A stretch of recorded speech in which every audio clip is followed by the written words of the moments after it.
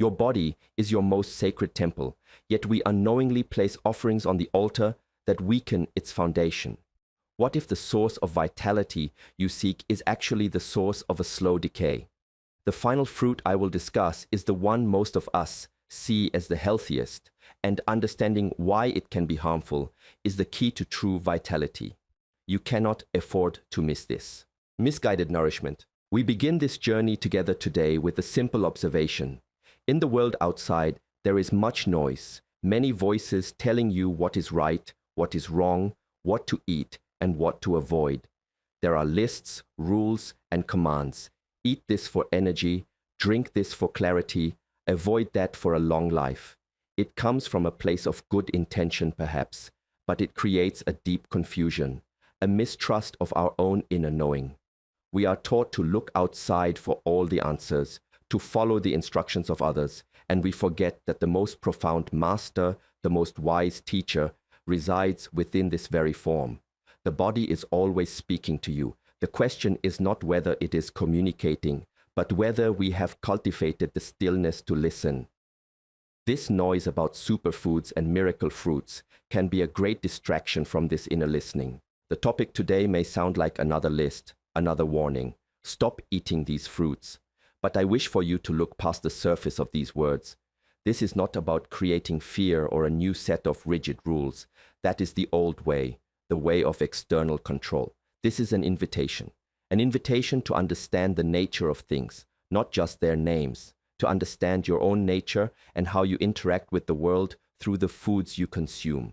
The problem is not with the fruit. A fruit is a beautiful expression of nature's abundance. The problem arises from a misunderstanding, from an imbalance that we ourselves create.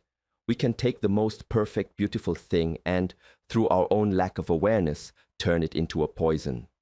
This is true for a relationship, a practice, and it is most certainly true for the way we nourish ourselves. The heart, in many ancient traditions of understanding the body, is not just a pump. It is the emperor of the kingdom.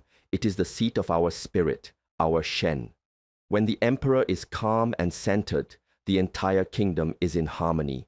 But when the emperor is disturbed, the kingdom falls into chaos. And what disturbs the emperor? What can trouble the heart? Imbalance, an excess of one energy, a deficiency of another. The foods we eat are carriers of energy, of information. They have qualities, hot, cold, damp, dry. And if we continually introduce an energy that disturbs the delicate balance required by the emperor, the heart must work much, much harder to maintain peace. This extra work over years and decades is what we come to see as damage. It is a slow erosion of a foundation. So our exploration today is not an attack on fruit.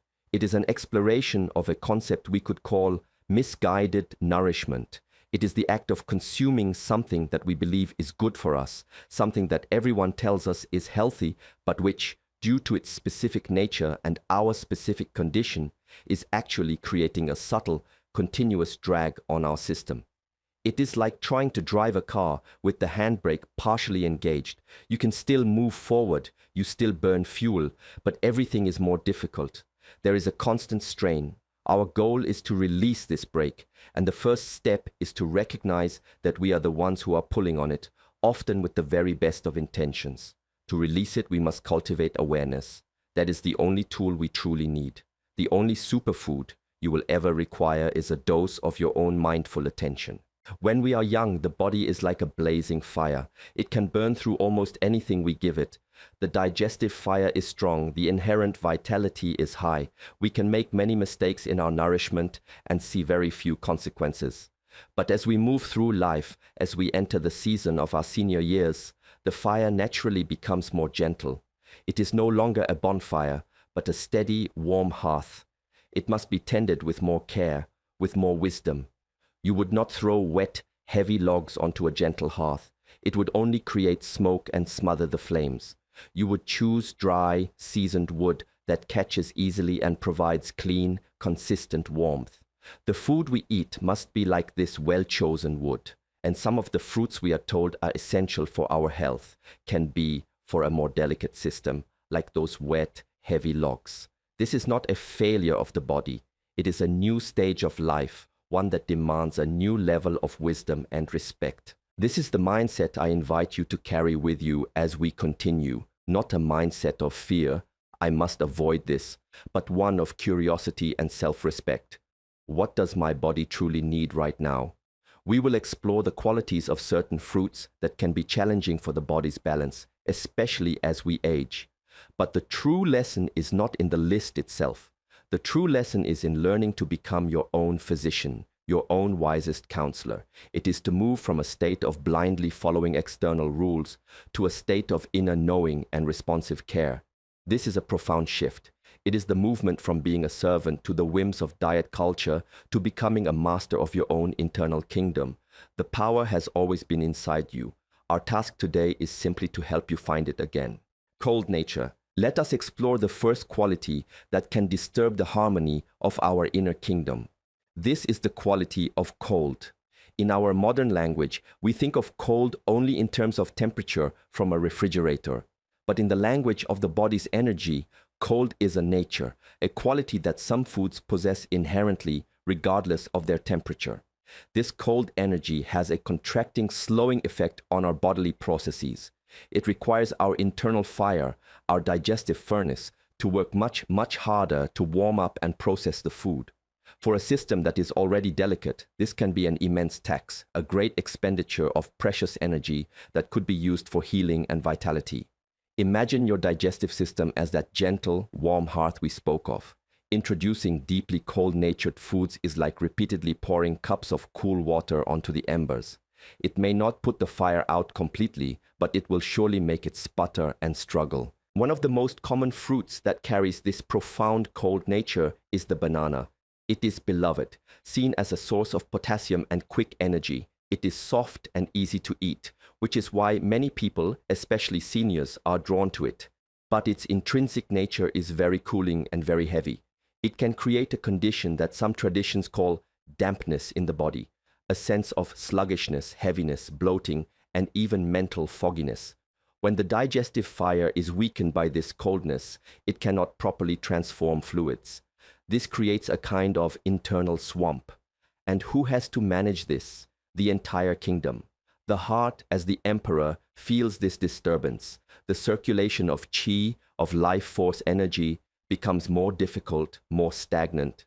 The emperor must issue commands and use more resources to try and clear this stagnation, creating a subtle, chronic stress. Another family of fruits with a similar nature is the melon family: watermelon, cantaloupe, honeydew. In the peak of a hot summer, on a blistering day when your body is full of excess heat, a small amount of watermelon can be a beautiful balancing remedy provided by nature. It clears heat, it replenishes fluids. It is the perfect medicine for that specific moment. But we now live in a world where we can have watermelon in the middle of winter. We eat it chilled, disconnected from the season, disconnected from the needs of our body.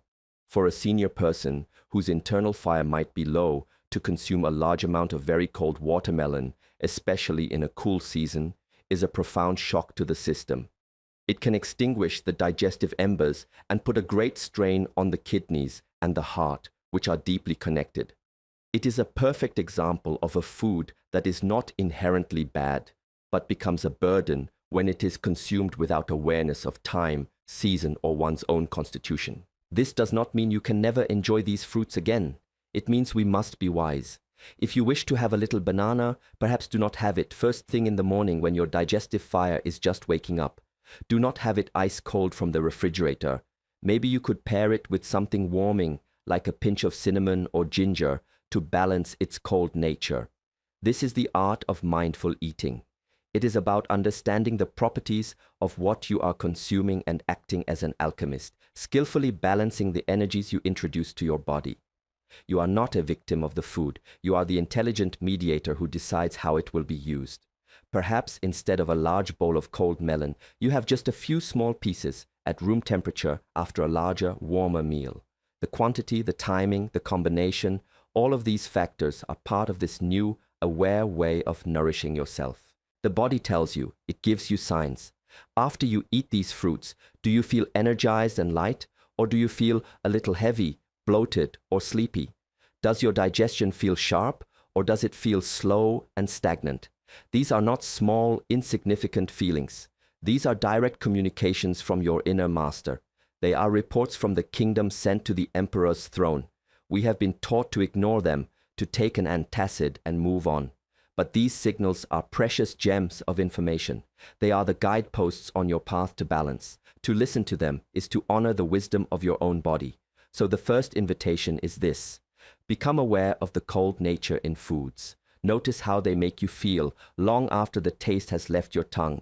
This feeling is the truth. Excessive sweetness. The next quality we must explore with gentle awareness is that of excessive sweetness. In nature, sweetness is a gift. It signals energy, ripeness, and nourishment. A little sweetness is grounding for the body. It can be comforting and strengthening for our digestive center, what is sometimes called the spleen and stomach system.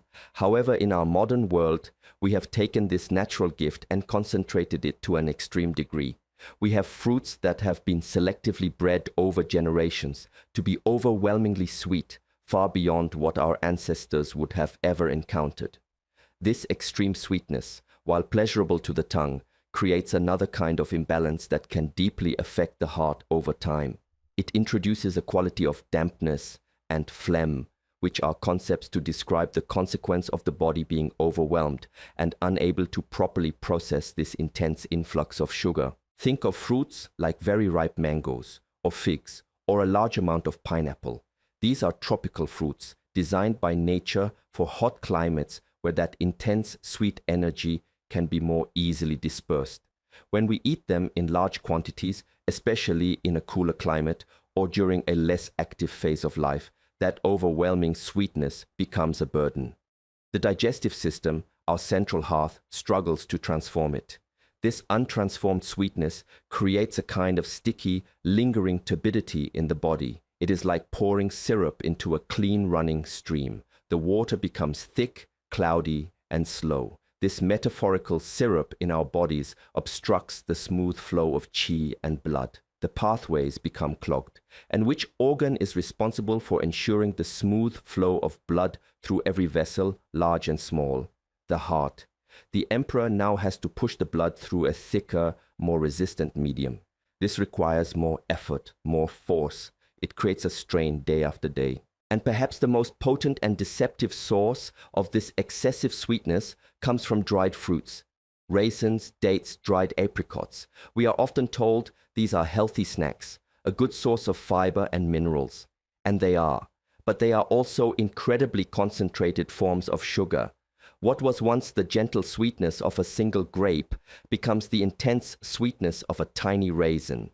It is very easy to eat a handful of raisins, which might be equivalent to eating an entire large bunch of grapes, something we would be unlikely to do in one sitting. This concentrated blast of sugar overwhelms the system. For a senior whose metabolic processes are naturally more moderate, this can lead to spikes in blood sugar, inflammation, and the creation of that internal dampness that we spoke of. The body simply cannot handle that level of intensity without consequence. This dampness is the root of many issues. It can manifest as weight gain that is difficult to lose, a feeling of heaviness in the limbs, a cloudy mind, and high cholesterol. All of these are signals of a system that is struggling to clear turbidity, and all of them place a direct or indirect burden on the heart. It is a slow, gradual process. It does not happen after eating one date. It happens after years of using these concentrated sweets as a healthy alternative without understanding their potent energetic effect. We believe we are making a good choice, but we are unknowingly contributing to the slow clogging of our internal rivers, making the job of the emperor, our heart, progressively more difficult. The intention is nourishment, but the result, through lack of awareness, is a subtle strain. The invitation here is one of moderation and awareness. It is not to banish all sweetness from your life. That would be unkind and unnecessary, but it is to recognize the power of concentrated sweetness. Perhaps a single date, savored slowly, is enough. Perhaps instead of a large bowl of very sweet mango, you have a few slices alongside some plainer, more neutral foods. You can balance its intensity. Notice how you feel. Do you feel a clear-headed energy after eating something sweet? Or do you feel a slump in energy an hour later?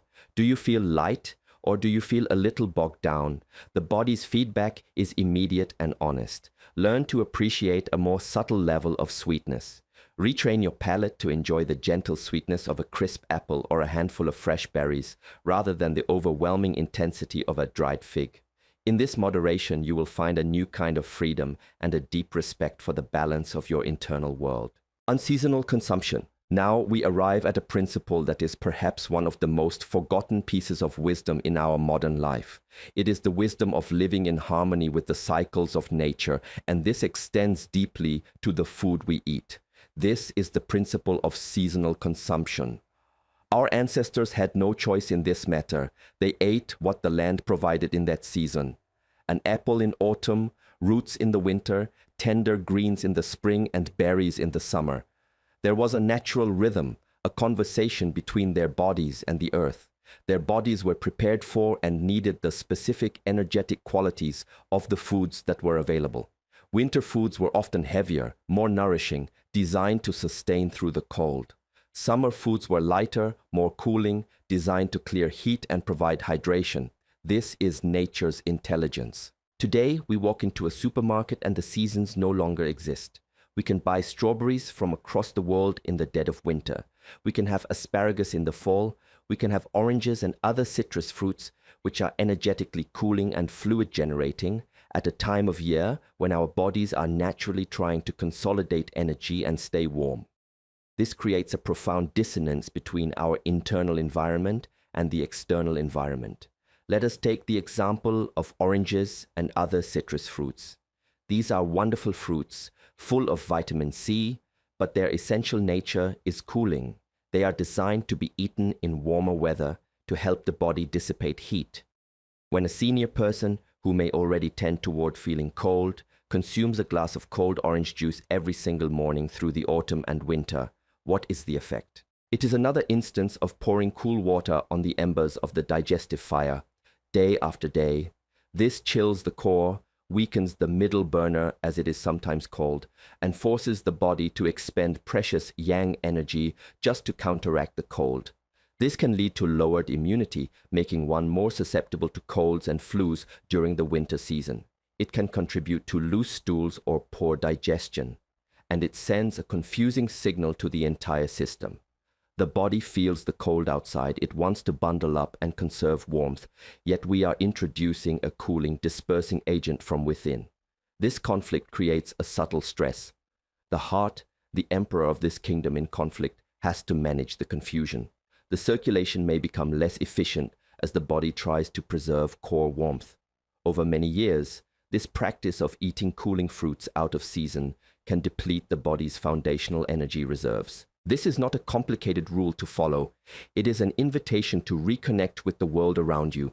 Before you buy a fruit, ask a simple question. Where does this come from? And is this its natural season to grow here? Or, if it comes from far away, is it the season for it there? And is that season aligned with what my body needs now?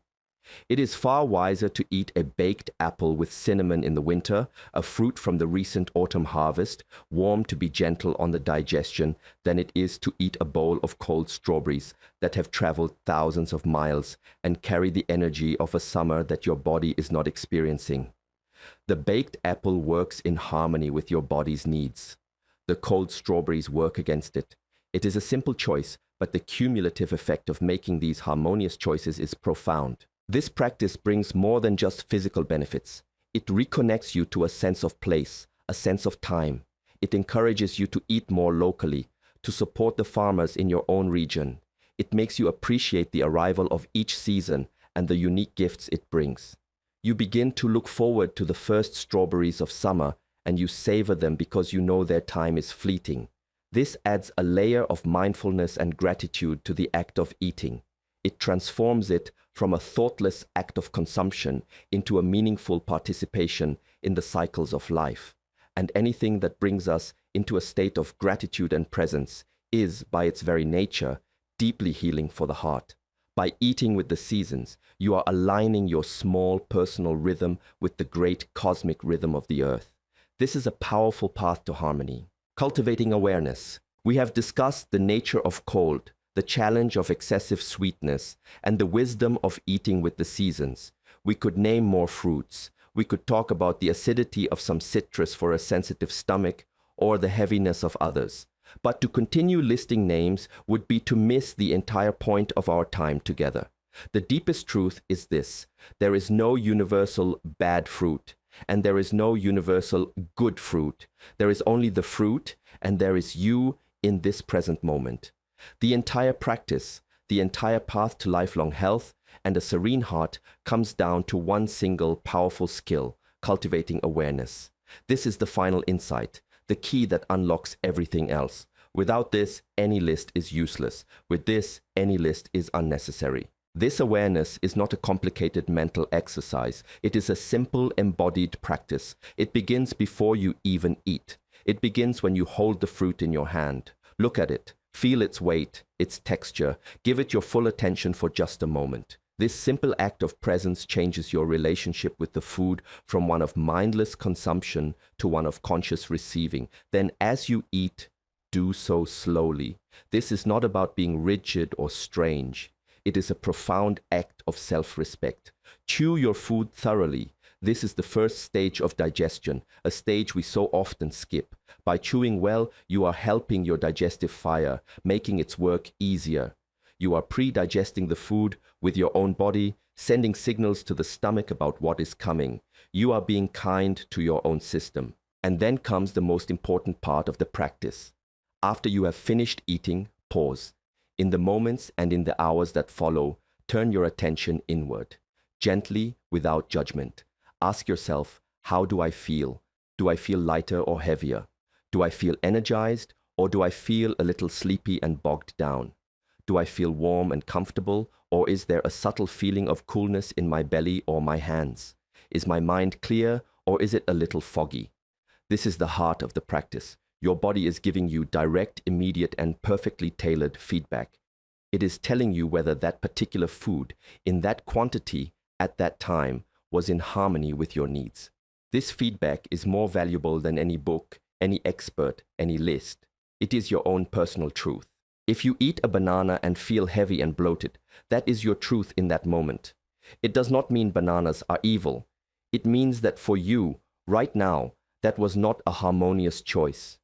If you eat a handful of dates and feel a sugar crash an hour later, that is your body communicating a truth about concentrated sweetness and your unique metabolism. The goal is not to judge yourself for it, but to listen with gratitude. Ah, you can say, thank you for this information. I will remember that. This is how you build a book of wisdom that is uniquely your own. It is written in the language of your own sensations. No one else can write it for you, and no one can take it away from you. This is true self-mastery. So, the seventh fruit to avoid, the one we have been leading up to, is not a fruit you can buy in a store. It is the fruit of mindless eating. It is the habit of consuming food while distracted, while watching television, while worrying, while disconnected from the signals of your own body. This is the most damaging fruit of all, for it is the root cause of every other imbalance we have discussed. When you are mindless, you cannot notice if a food is too cold, too sweet, or out of season for your needs. When you cultivate awareness, you transform every single meal into an opportunity for healing. You become the master of your own temple, the wise tender of your own inner fire, and the calm, centered emperor of your own harmonious kingdom. This is the freedom I wish for you. Not the prison of a new list of fears, but the liberating power of your own awakened attention. Your body is a field of immense intelligence. Your heart is the seat of a profound spirit. All that is required is for you to turn inward and listen to the silent, wise voice that has been waiting patiently to guide you. This practice of mindful eating will do more to protect your heart and ensure your long-term vitality than any external rule ever could. Trust yourself. You are your own greatest healer. This journey is not about restriction. It is about connection.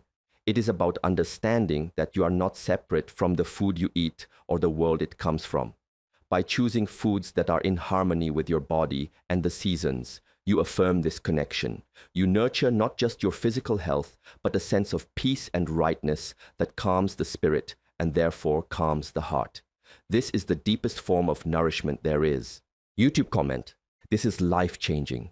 I've spent years forcing myself to eat bananas for potassium and dates for fiber, all while feeling sluggish and heavy, thinking it was just old age. The idea that the real poison is mindless eating and the real medicine is listening to my own body. It just clicked. It's so simple and so profound. I feel like I've been given back the keys to my own health. For those who watched, what's the first small, aware change you're going to make tomorrow?